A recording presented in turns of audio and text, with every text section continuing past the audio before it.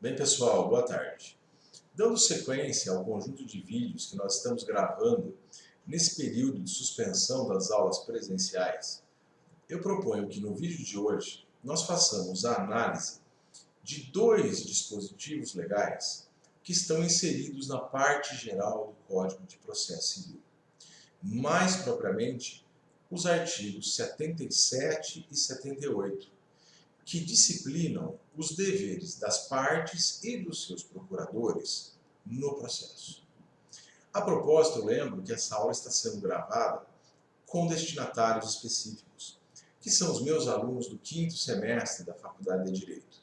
Afinal, é nesse período que eles iniciam o estudo do direito processual civil, ok? Pois bem, se vocês forem lá no artigo 77 do CPC, verão que ele relaciona para o intérprete um conjunto de deveres processuais. E que esses deveres, ali catalogados em 6 incisos, são extensivos às partes, aos seus procuradores e a todos aqueles que, de qualquer forma, participarem do processo. A título de exemplo, os deveres ali previstos também se estendem a todos os auxiliares da justiça que, em algum momento, tiverem alguma espécie de atuação dentro da relação processual.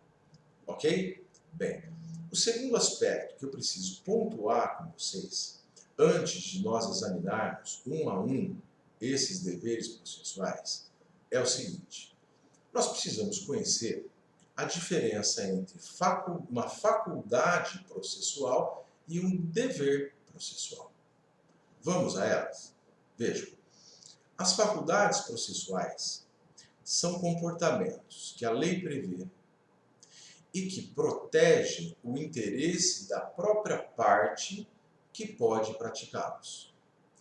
E a inexecução desse comportamento acarreta para a parte remissa alguma consequência nociva ao seu interesse dentro do processo.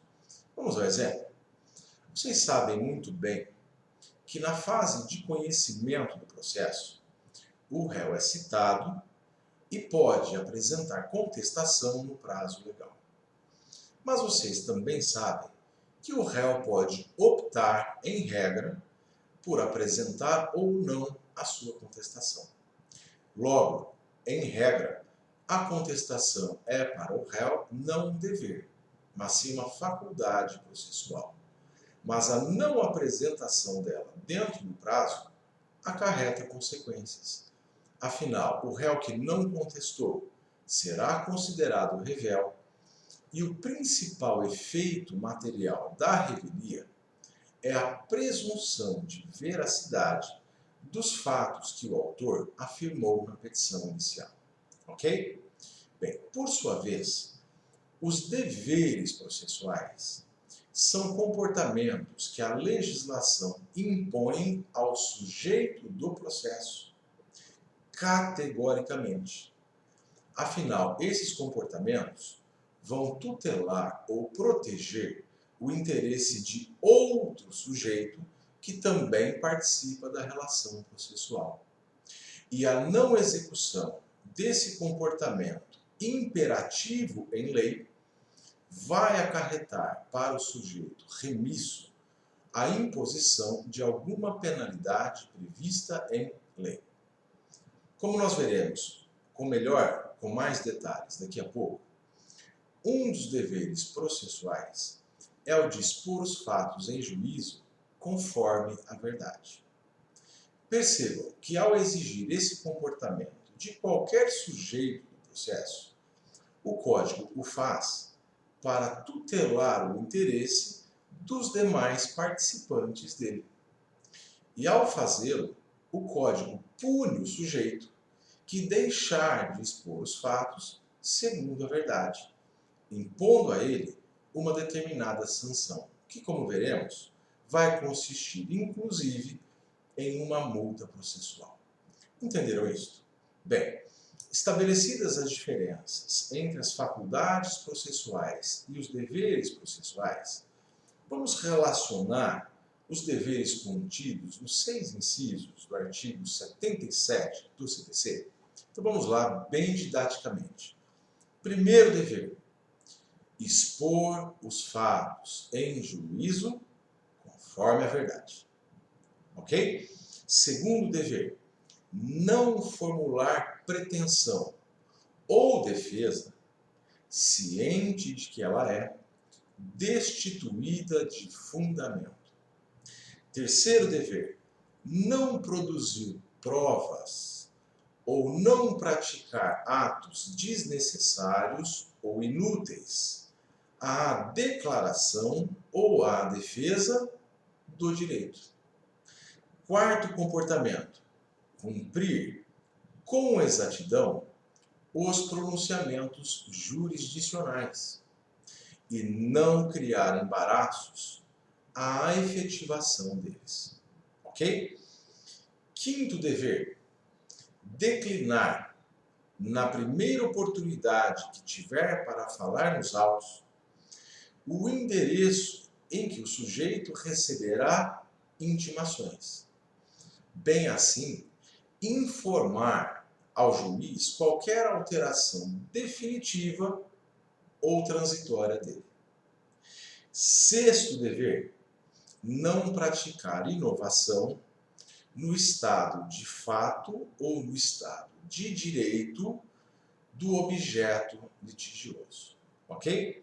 Relacionados esses 6 deveres, eu gostaria agora de fazer alguns comentários individualizados a respeito deles. E o primeiro dever que cataloguei a vocês é o de expor os fatos em juízo conforme a verdade. Vejam, nos processos em geral, é absolutamente natural que as partes retratem ao juiz fatos jurídicos sobre os quais o Poder Judiciário há de se pronunciar. E ao historiar esses fatos nos autos do processo, as partes têm o dever de fazê-lo segundo a verdade. Não só por um dever de lealdade com o adversário, mas também com o Poder Judiciário, inclusive porque tem o dever de colaboração para a emissão de uma decisão justa e efetiva. Sendo assim, as partes precisam se conservar leais, retratando fatos que conhecem e retratando-os da maneira como eles aconteceram no mundo naturalístico. Compreenderam isso? Bem, mas nós precisamos lembrar que o mesmo fato pode gerar em sujeitos distintos percepções diferentes. E é justamente por esse motivo que é comum que autor e réu, na mesma relação processual, retratem cada qual os fatos segundo a sua própria versão. Isto é, a percepção que eles têm da realidade que vivenciaram. Ora, a parte do processo que retrata os fatos segundo a sua percepção, segundo a sua versão deles, e que considera compatível com a verdade real, não infringe o dever de expor esses fatos segundo a verdade. Afinal, ela não procede com intenção ou com o dolo de causar dano processual. Entenderam isso? Bem, também não incorre em ilícito processual a parte que, ao historiar fatos dentro do processo, omite a narrativa de um ou mais deles, quando esses fatos, uma vez revelados, forem contrários ao interesse dela na relação processual. E por que deve ser assim? Ora, vamos fazer aqui algumas comparações. Vocês sabem muito bem que o réu citado pode ou não contestar, pelo menos em regra. Ora, se o réu pode escolher não contestar o pedido inicial, pela mesma razão, ele pode optar por não narrar ao juiz, em sua contestação, a totalidade dos fatos versados no processo. Em segundo lugar, vocês também sabem que o réu que contesta não tem o dever, embora tenha a faculdade, de impugnar especificadamente todos os fatos que o autor afirmou em sua petição inicial. Logo, se o réu não tem o dever de responder a todos os fatos que o autor mencionou, ele também não tem o dever de revelar no processo fatos que, uma vez descortinados, possam repercutir negativamente aos interesses dele. Compreenderam? Bem, o segundo dever processual que mencionei é o dever de não formular pretensão ou defesa ciente de que ela é destituída de fundamento. Isto é, com a convicção, com o conhecimento de que essa pretensão ou essa defesa não conta com amparo legal. O sujeito, então, que postula em juízo ou que alega defesa e nessa arguição ou nessa defesa revela fundamentos, conteúdos que não têm amparo no nosso ordenamento jurídico, procede de má-fé e assim viola um dos deveres da parte e de seus procuradores dentro da relação processual. Também infringe esse dever o sujeito que alega pretensão ou então defesa dentro do processo em confronto com jurisprudência pacífica, sem, contudo, indicar algum fator de distinção que justifique a não aplicação da jurisprudência que, em princípio, se ajusta ao caso concreto. Compreenderam? Bem, o terceiro dever da parte no processo é de não produzir provas e de não praticar atos inúteis ou desnecessários à declaração ou à defesa do direito. Ora, como nós sabemos, as partes têm o dever de colaboração com a atividade jurisdicional. E, nesse sentido, de contribuírem também para que o processo judicial tenha uma duração razoável, exatamente como quer o artigo 5º, inciso 78 da Constituição Federal e o artigo 4º do Código de Processo Civil. Portanto, a parte que vai a juízo e propõe a produção de provas que não tenham utilidade, que não tenham necessidade e que sejam inócuas à declaração ou à defesa do seu direito, deixa de contribuir para a boa prestação jurisdicional e acaba, muitas vezes, impondo ao processo uma duração maior do que aquela que ele teria não fosse a produção dessas provas inúteis ou desnecessárias.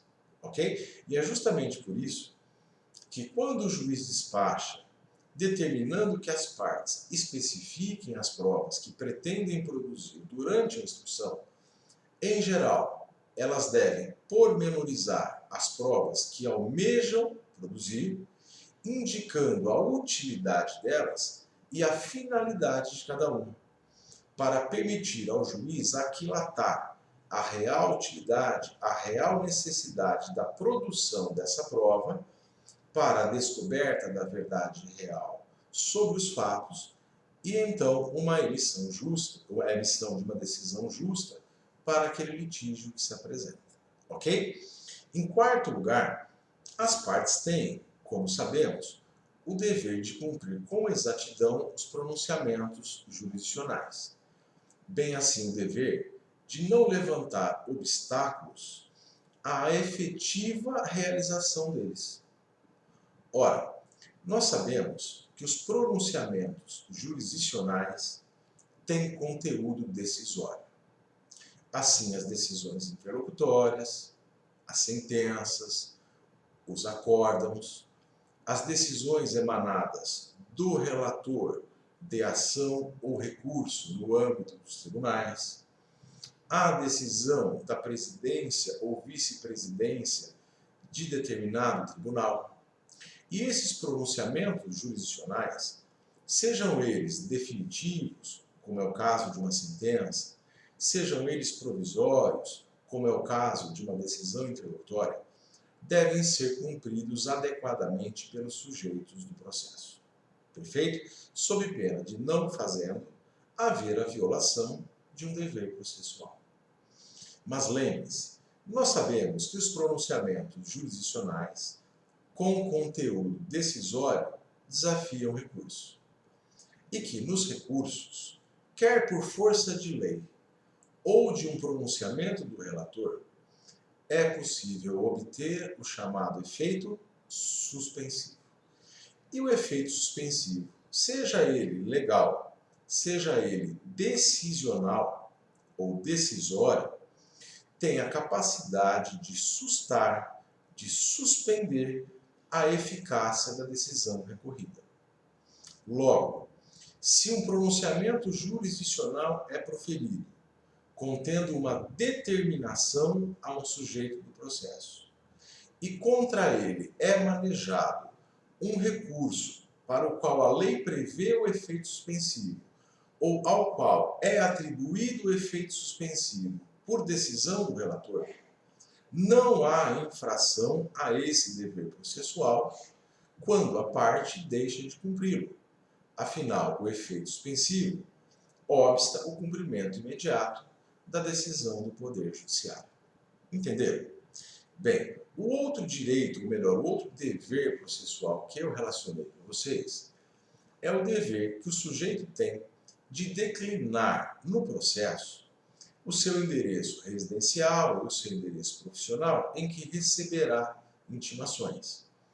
Bem assim, o dever de manter o juiz informado a respeito de qualquer modificação definitiva ou transitória no endereço já informado.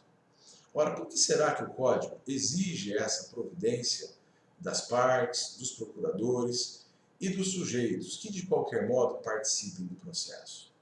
Justamente para que eles possam ser localizados em tempo hábil, adequadamente, toda vez que o Poder Judiciário emitir para eles intimações, notificações ou comunicados que devam ser feitos nos endereços que estão ali informados nos autos do processo.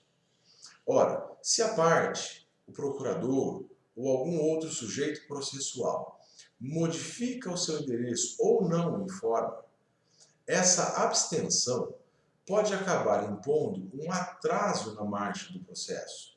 Por exemplo, pelo fato do sujeito não ser encontrado no endereço em que deveria estar e, portanto, não ser intimado para a prática de um ato processual que for, então, determinado pelo juiz. Correto? Vejam lá, o sexto dever processual é o dever de não praticar inovação ilegal no estado de fato ou de direito em que se encontra o objeto litigioso. Quem viola esse direito incorre em um comportamento que nós denominamos atentado. E o que é o atentado? A alteração ilícita no estado de fato ou de direito do objeto que está sendo rivalizado no processo, com o intuito de induzir a erro e, desse modo, influenciar errônea e impropriamente a justiça da decisão. A título de exemplo, pratica atentado e inovação ilegal no estado do processo a parte contra a qual é emitida uma decisão liminar que ordena a paralisação de uma obra que estava em andamento e, no entanto, nela prossegue contrariando o pronunciamento jurisdicional. Ora, se o sujeito que teve a sua obra embargada nela continua, ele altera o estado da coisa litigiosa. E essa alteração pode acabar repercutindo na decisão final a ser proferida pelo juiz. Essa inovação ilegal, conhecida como atentado, viola um dos deveres processuais e atrai consequências bastante sérias para aquele que o praticou. Uma delas, como veremos já já, é a imposição de uma multa pecuniária bastante vigorosa. O segundo é a proibição do sujeito de voltar a falar nos autos do processo. E, finalmente, o juiz ainda pode determinar incidentalmente, de ofício ou a requerimento, no ambiente do próprio processo, que o sujeito responsável pelo atentado reconduza o objeto litigioso ao estado em que ele se encontrava antes da inovação ilegal. No nosso exemplo, a demolição da obra em que o sujeito prosseguiu, não obstante a emissão de uma decisão judicial ordenando a paralisação dela. Entenderam isso? Bem, relacionados esses 6 deveres das partes no processo e comentados alguns aspectos dele, no próximo vídeo nós veremos o dever de advertência e multa que existe para o juiz na relação processual, bem como o dever de proibir e de reprimir o emprego de expressões injuriosas dentro do processo.